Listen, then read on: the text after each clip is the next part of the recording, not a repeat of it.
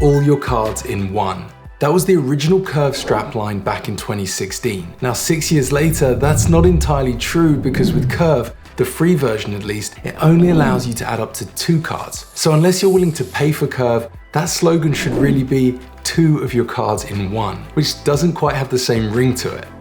There are other paid tiers that will allow you to add multiple cards, and I'll get into those shortly, but for now I just want to address that if you're hoping to use Curve as a means of consolidating all of your cards, then you better be willing to pay for it. Now for those that don't know, Curve works essentially like a digital wallet that allows you to link your credit and debit cards, so you only need to carry one card, like this one. You can use this to spend money, or you can link it with your Apple, Google, or Samsung Pay on your phone or smartwatch. You select a default card to use for each transaction or a specific one before paying. And I know you're probably thinking, well, Johnny, isn't that just like Apple Pay? And yes, it is. However, there are additional features to Curve that might be interesting to you. These additional features will depend on how much you're willing to cough up each month. And I would say that these 4 features are probably going to be the most beneficial for you. So we have the number of cards you can link, the ability to move transactions between cards, otherwise known as go back in time, cashback, which can be earned through each plan, but also you can get an additional 1% with Black and Metal. And then there's fee-free international spending and ATM withdrawals, which can be beneficial for anyone with a card that's not good for transacting in a foreign currency. Now I'll talk about these benefits in more detail shortly, but there are also additional ones such as Curve Flex, a type of buy now, pay later product that will likely incur interest. So compared to products like Klarna, it's not that great, although there is less interest than a typical credit card. And then there's anti-embarrassment mode, which is basically a mode that allows you to select a card to be automatically used in case the card you've chosen for a transaction has a lack of funds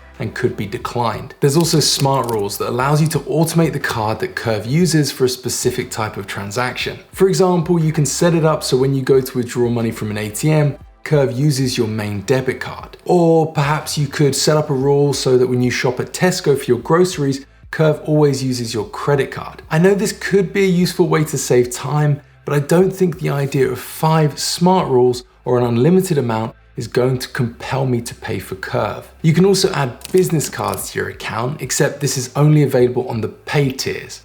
I did, however, come up with a reason why this could be beneficial, for me at least.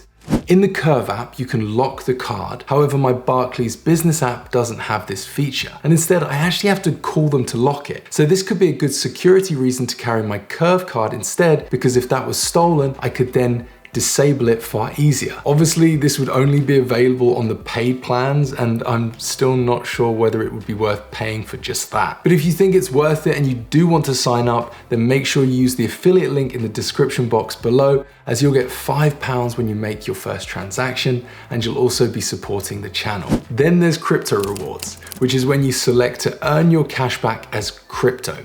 There's also a number of insurances, and of course, everyone's favorite Metal account and card benefit, discounted airport lounge access via Lounge Key, which I'm still yet to use with any of my Metal accounts. Oh, also, there are 2 Metal card color options with the Metal plan. So there are 2 ways you can earn cashback, and depending on your spending habits, these might be useful to you. Curve Rewards is available to all tiers and works in a similar way to cashback that you find on debit and credit cards, where for a limited amount of time, you can earn cashback from particular retailers. For example, right now you can earn 3.9% with Booking.com, which is great if you're a frequent traveler. They've also got Expedia and Hotels.com. Just make sure to read the fine print, as some of these rewards are only available for new customers, and also make sure to activate them within the app. Then there's Curve Cash, which is 1% cashback from retailers of your choice, which is available with Black and Metal. And depending on your plan, you get either 3 or 6 different retailers. And you get a really good list of companies. For food, there's all the big brands like Aldi, Sainsbury's, Tesco's, and then you have Deliveroo and Domino's, and for shopping, John Lewis and ASOS. There's also Netflix, Spotify, and Disney Plus, so you can earn from your subscriptions. So I'm sure with all of these big names, you'll be able to find retailers to choose. Although I understand that it's not easy to change the retailer once you've chosen it. So if your lifestyle or spending habits change, then you might be stuck with a retailer that you no longer want to earn cashback from. So make sure you choose wisely. Curve does talk about doubling up on your cashback. So if you have a card like this Chase UK one, which earns 1% cashback in the first year, then by linking this with Curve, you could essentially earn 2% cashback from your chosen retailers. Now, when you earn cashback, it's deposited into a Curve Cash wallet. And the only way you can spend this is by selecting it before you make a transaction. You also need to have enough money in that wallet to cover the entire purchase. So it's likely you'll only be able to use your cashback on small transactions. But I guess this could be a nice way to cover the cost of a few cups of coffee each month. Also, a final point is that you can't use Go Back in Time on purchases made through your Curve Cash wallet. So Go Back in Time basically gives you the ability to change your transaction card after you've made a purchase. And this is a pretty cool and unique feature and could come in handy if you accidentally use the wrong card, which you can't do with things like Apple Pay. Now, depending on your plan, you can go further back in time, but with the free version, it's just 30 days and you can go back in time 3 times per month. This should technically be okay for most people, although I don't know, let's say your battery dies on your phone and you can't access your app to change the default card, then you could end up making multiple transactions on a card that you don't want to use. That's obviously a relatively far-fetched scenario, but one that could see you exceeding the maximum amount. But is that a good enough reason to consider paying for Curve? I don't think so. In fact, I'm kind of struggling to see how paying for unlimited Go Back in Time transactions could be worth it. I personally can't see myself needing to use this feature very often, so it's not really adding any value for me. Now, Curve does offer fee-free international spending and ATM withdrawals. However, depending on your plan and when you choose to make a transaction, you may incur fees.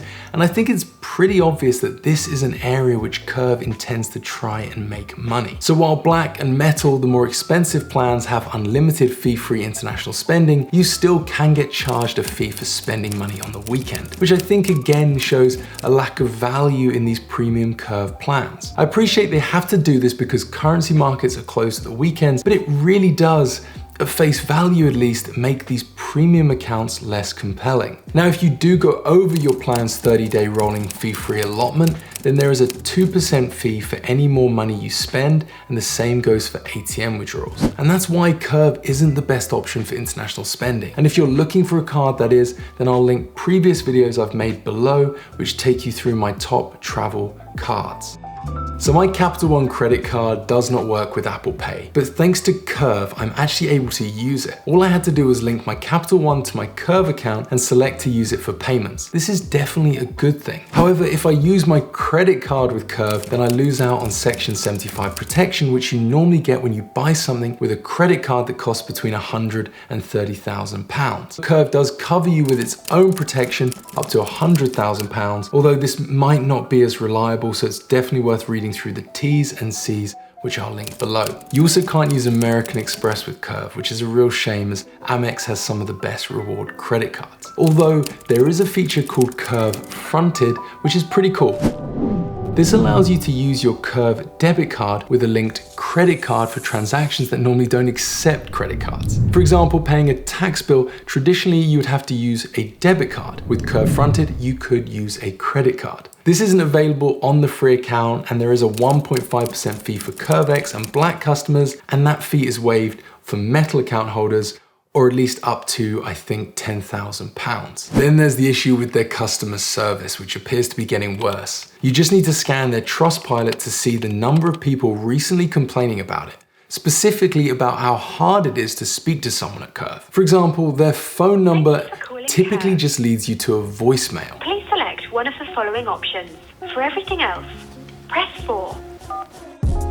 When I called, I didn't actually leave a voicemail, but I did receive an email. It basically said, "Thank you for being patient," and that they've now made changes to my account, which should allow me to add my card to Apple Pay. I didn't speak to anyone about Apple Pay, and I already had added their card. So basically, their customer service is like any old chatbot. Poor customer service is also becoming quite the trend with digital banks and fintechs. In the beginning, they tend to have great customer service. Obviously, it helps that they have less users, but They also seem to want to make a good impression. Then as costs and users increase, customer service tends to deteriorate. It is possible that this is the case with Curve. Perhaps they're trying to reduce their costs and are investing less in customer service. And considering they recently made all of your cards in one a premium feature, I'd say they are looking to bring in more money. But I doubt this has gone down well with their current user base, and also it's probably putting people off from joining, especially when the additional benefits that the paid plans provide just aren't that compelling, at least not for me. Revolut provides me with insurance and fee-free international spending, and I just don't see myself needing to use Go Back in Time very often, or even earning enough from the cashback to warrant the cost of the plans. And while I think all of your cards in one is a great idea and product, I just don't care enough to pay for it. What I'm trying to say is that if you really want this feature, then you'll need to look at the other benefits and see how they apply to your life. Perhaps you can make use of the insurance, tactically spend money to benefit from the cashback, and maybe make use of cool features like Curve Fronted, because then Curve could really work for you. But if you're just drawn to this simply for the ability to consolidate all of your cards, then I'm not sure it's worth paying £9.99 per month or £100 per year. I'd be interested in knowing if you think it's worthwhile, so let me know in the comment section and I'll see you in the next video. Goodbye.